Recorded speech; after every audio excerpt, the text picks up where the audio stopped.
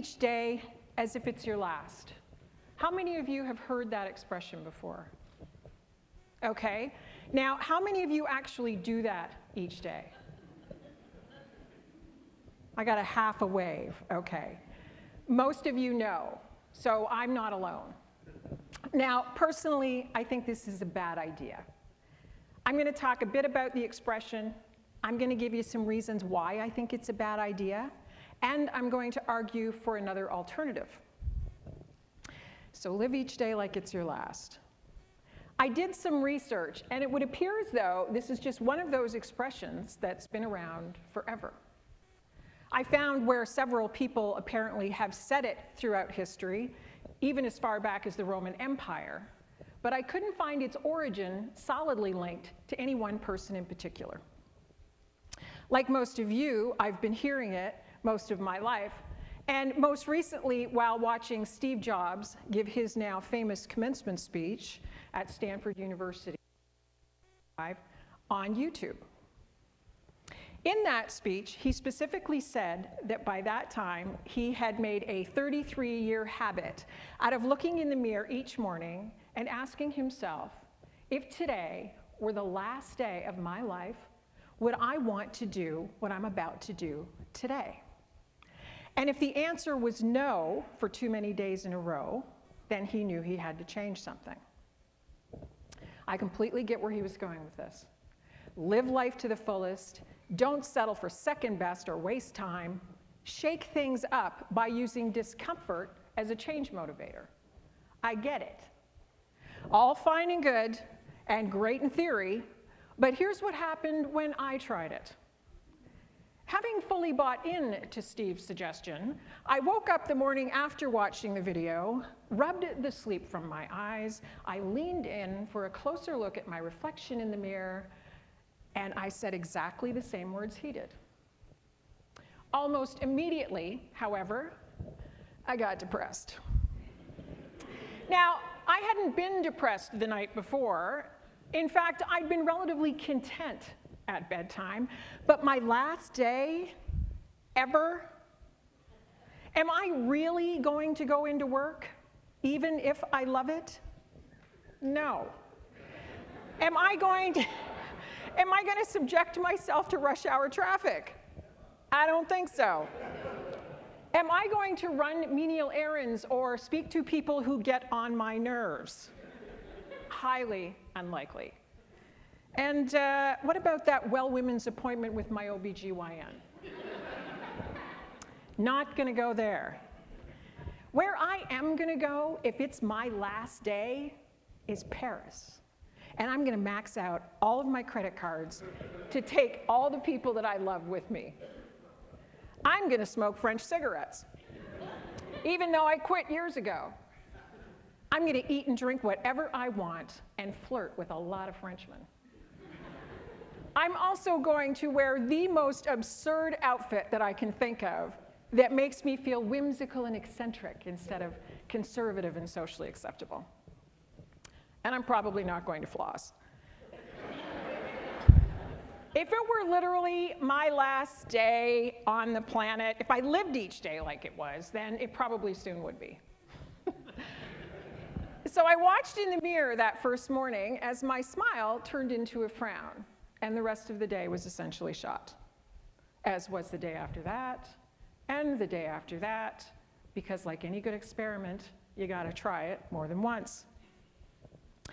Now, there are a few things about living each day like it's your last that don't make sense to me.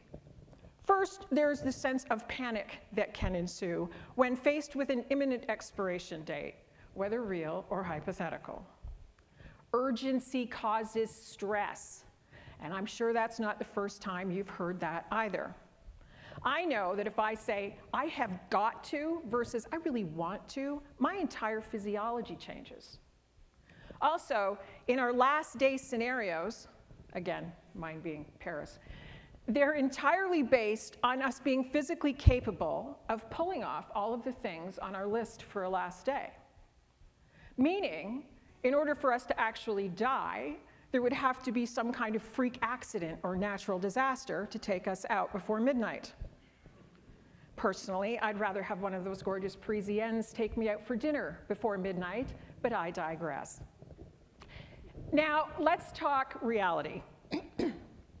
I'm a writer, but I'm also a nurse.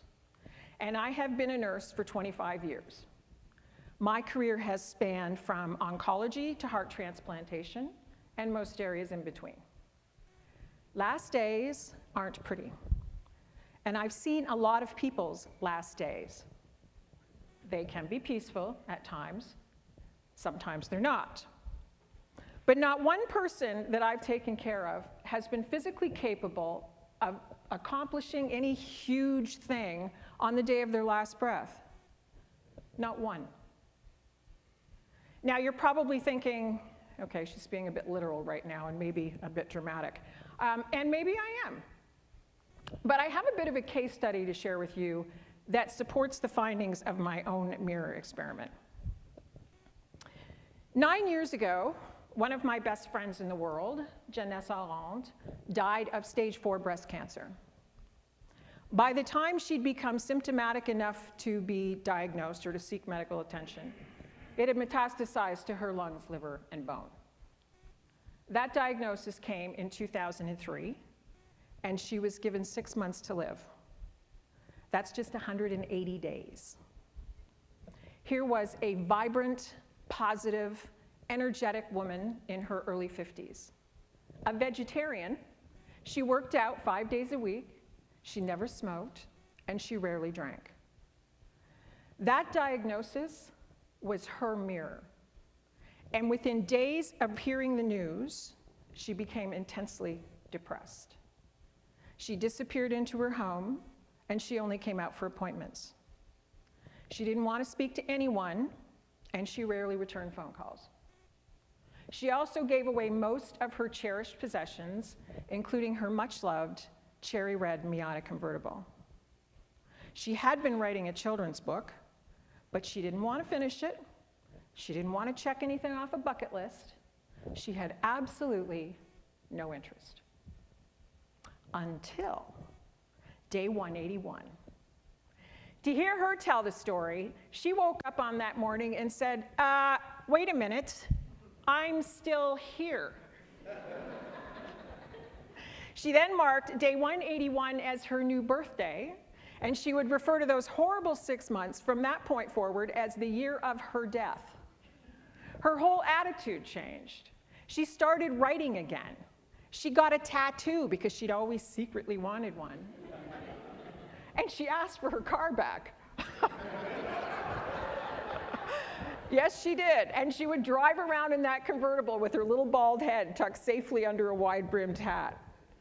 Her beautiful personality came back tenfold, and she lived for another 3 years from that new birthday on. Day 181 became Jeunesse's first day. Everything she touched from that point forward, she appreciated. And seeing the world through her eyes really was kind of like seeing it through the eyes of a child. She embraced every hour of every day with a renewed spirit right up until the eventual end. Yes, I do think that knowing we're going to die someday can be a motivator for some, including Steve Jobs, who was in remission at the time of his commencement speech. But how realistic an approach is that for the average person who's perfectly healthy? I think that most of us think about our last days on occasion, but we then put them in the back of our minds and go about our business. Still, some of us worry about that time constraint and rack our brains on how to leave our mark on the world, given our now myriad of choices, to the point of becoming completely incapacitated. Do you know that on my estimation, approximately 15% of the adults that I looked after while working on oncology said that getting cancer was one of the greatest gifts they'd ever been given? Yes, even for the percentage of those who were terminal, because of clarity. And Jeunesse said exactly the same thing. Once she got through the darkness, she was able to discover what was truly important to her, and she moved those items to the top of her list. and her 1 through 5 gave her joy regardless of outcome. Unpublished, she said to me once, "You know, I always wanted to be a writer, but guess what? I've been one all along." So what's the alternative to living each day as though it's your last? Live each day as though it's your first. If we lived each day full of wonder and appreciation while discovering a genuine sense of joy, I believe that motivation for our truest passion would be more likely to present itself. And Jeunesse started writing again after day 181 because there were more days on the horizon, not because there weren't. What a gift future days are. So I would argue that we can deal with day-to-day routine and responsibility while pursuing our passion. It doesn't have to be all or nothing. I now look in the mirror each morning and I ask myself, if today were the first day of my life and I had more days ahead, would I want to do what I'm about to do today? Yes, I do want to go into work so that I can fund my joy projects and eat. Yes, I do want to get into traffic because it can take me where I want to go while giving me time to listen to some great books and admire the trees along the roadway. Have you seen them? They're actually there, and they're beautiful. Yes, I do want to feel the accomplishment of completed tasks and maybe even give a kind word and a smile to people who annoy me. And I definitely want to keep that OBGYN appointment because I want to know that I'm doing everything in my power to stave off that last day as long as possible.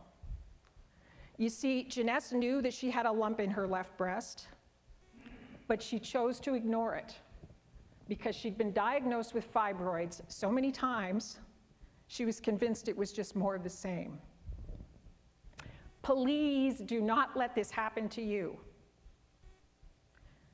If living each day as though it's your last works for you, that's great.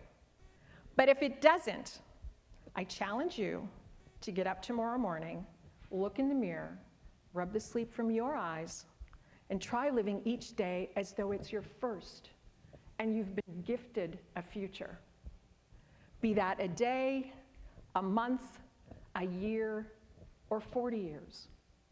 Your mirror awaits.